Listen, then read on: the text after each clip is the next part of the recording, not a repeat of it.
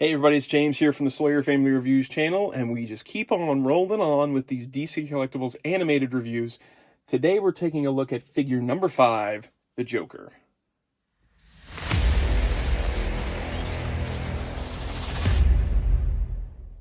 Per the routine, we're going to look at the packaged version of the figure first. This is a little dinged up. Oh well. So Wave 2, I believe, features 3 Batman the Animated Series characters and 1 New Batman Adventures. But I forgot to look before I started, so that's how it goes. Sorry, guys. So Batman the Animated Series packaging has the red highlighting, logo there, character, all the stuff behind, and a separate tray behind the figure, and then some there in front of the figure. The character's name, the Joker, number 5, down below, sculpted by Irene Matar, and then we've got the flip-flop of coloring on the back with Batman in red and black, whereas the front of the card is Batman in black and red. All right, let's get him out of there. All right, we got Joker out of the box here. Let's start talking about his accessories, then we'll get on to his articulation, his height, all that stuff. First things first, though, I've been forgetting to bring this up. There's a little pack-in, postery, checklist type of deal in with these figures, at least the first few waves, where it shows all the figures that were coming out at that time, or the figures that were out that time and that were coming out. So we had the first wave up top, the second wave, and then the third wave. Second wave includes that big deluxe Man-Bat figure, which I can't wait to review. The cool thing about these is it tells the episode underneath the figure that the episode specific accessories are derived from. So in the case of Joker, it's from the episode The Last Laugh. And let's take a look at those accessories now. First of all, he comes with this dome thing, which you see him wear in the episode to escape the gas that he's got coming off of a garbage scow towards the city.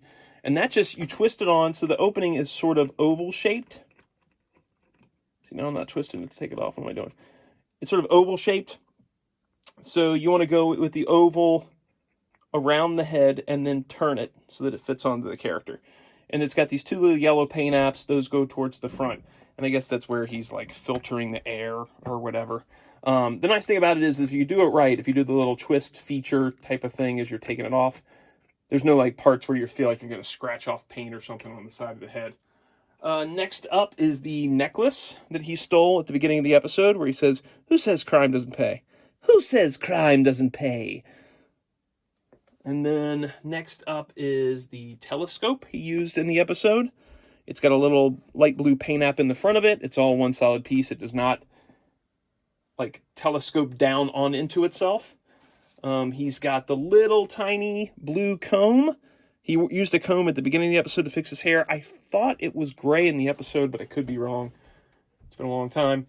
And then we've got the ice pick / knife thing that he uses to punch holes in the I don't know the right word, the vat that he puts Batman into in the episode to let water into the barrel that he's inside of as he's floating down or sinking down below. And then we've got some extra hands. So he comes with a set of fisted hands on. Then he's got this set of gripping hands. And I think that's meant to hold the telescope, but it's not a great fit. Like this hand is a little too tight to get it around the telescope, unless you want to start scratching paint. That's the only thing I could think of that these grip hands would fit of the stuff he's given, though. Because the next set of hands, which have just like the pinchy things at the index finger and thumb, that's what you use for both the comb, as you can see, and for the knife / pick. That's what fits in this. I guess you could kind of make this fit into the big gripping hand, but it's just gonna slide right out of there. So, I don't know. I usually don't display my figures with a lot of accessories in their hands anyway, so that thing's not a big deal to me. And then, of course, the next thing that we always have to talk about is the stands. Now, I did go through, because I've talked about this before, these turnarounds. I really like the turnarounds they do on the stands. I pulled out my Batman the Animated Series style guide, and it's actually a different set of images that I found in my style guide versus what's here. So I'm not quite sure what's going on there. Like if maybe I'm missing a page of the style guide that had different looks for Joker, but it's definitely different. between those two. And then, of course, it comes with the rod things that you're supposed to use. I've said before a bunch of times now, I'm not a huge fan. It's got a little notch. You plug it into there. You put this thing on there. You slide the thing, and you do the thing. Not a big fan. I'll just take a traditional doll stand any day of the week. Okay, so let's talk about his articulation really quick first. So let me get him off of that stand. He's got swivels where the boot, or the shoe, the foot, whatever you want to say, meets the pant. They don't swivel all the way around, though. At least mine don't. They swivel a little bit back and forth, but then they get really tight. So I'm not going to force them any further than that. You just get a little bit of side to side. This one, oh, this one feels like it's going all the way around. So this one probably does too. Oh, so they're good. They do go all the way around. Then you've got a knee joint that can go back to there. Hip joints that swivel forward and back. And they got a pretty good range of movement. This coat is actually a rubbery material, so it's not restrictive.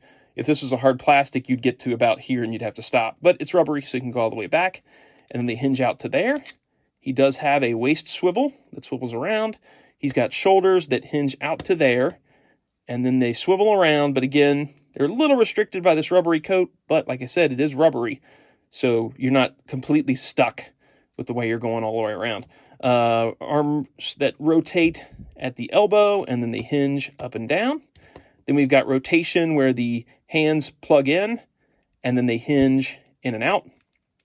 And then we've got a ball-jointed head that can swivel all the way around, and you get a little bit of movement up and down. Now, let me talk a little bit about this Joker figure in general. I love the body. I think it's great for the Batman the Animated Series version of Joker, which is a bit thicker Joker.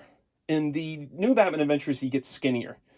More of a traditional body build for Joker, whereas I think the Batman the Animated Series version has more of a 89 Batman build, where he's a bit thicker. He's not the really skinny Joker at this point. And a lot of the stuff was inspired by the Burton films, so that may be why he's not your traditional skinny Joker. So I do really like the body a lot.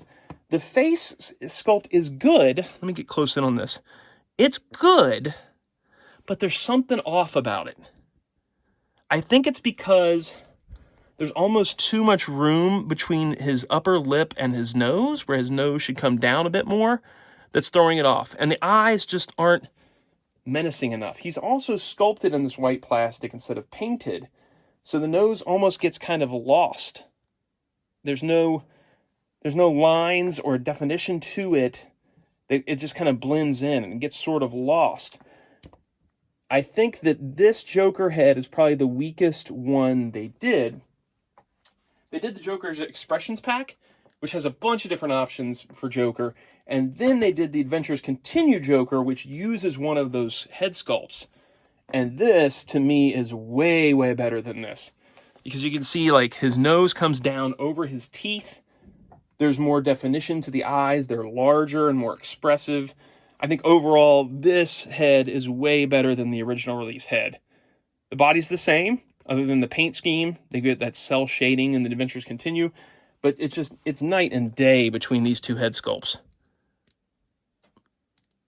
I mean, it's crazy how much better that one is. And I'm not saying this one is bad. It's just there's certain things that just keep it from looking like Joker to me.